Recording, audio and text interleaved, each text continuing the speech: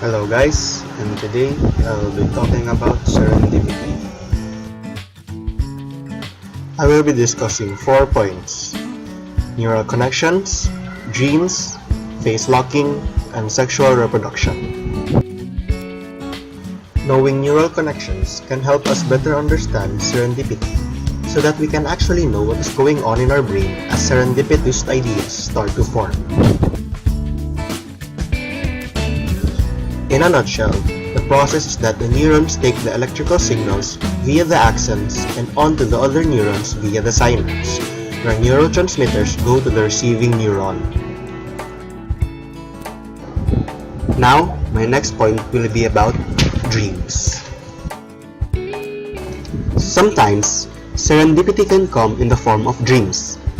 It's just that time when you see something in your dream that is related to what you were thinking or trying to solve in the current situation and relate those two seemingly off and unrelated things. One very interesting example of this is Kekele von Stradonitz's serendipitous discovery.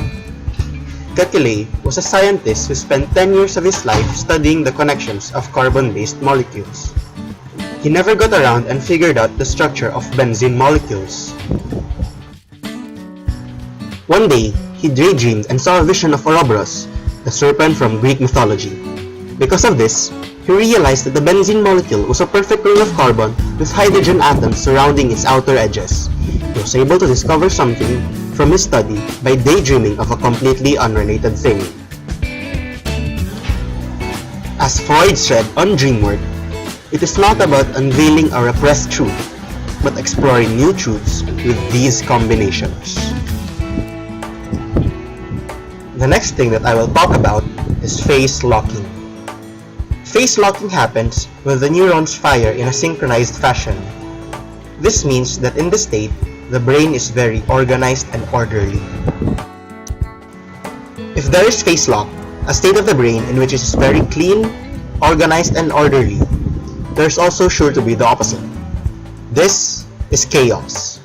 Chaos happens when the neurons do not fire at the same time and results to a very random thought process.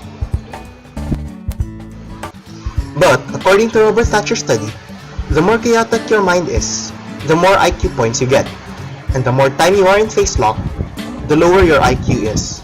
This means that if you have a rather disorganized brain, there's a higher chance that you'll have a higher IQ than those who don't.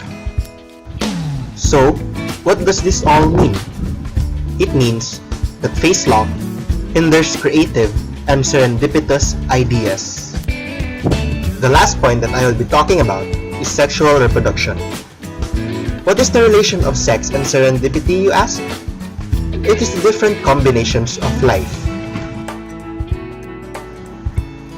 The thing here is, it is brought by random connections. Out of the entire universe, 2 specific people chose to share genes. And that concludes my video. I hope you learned a thing or two, and I also hope that you enjoyed as well. Goodbye, and thank you for watching. Created using Powtoon.